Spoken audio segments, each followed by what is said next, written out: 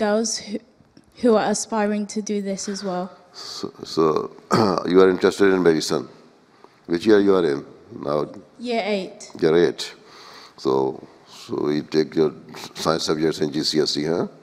So when you become doctor, then see, instead of just earning money, getting money, or you should use your profession for the service of mankind. So this is the advice for all Waqf-e-Nau.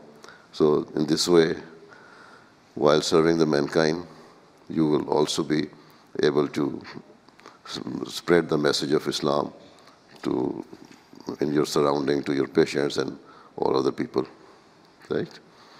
So your main purpose, aim should be to serve the human being, right? Not to get money.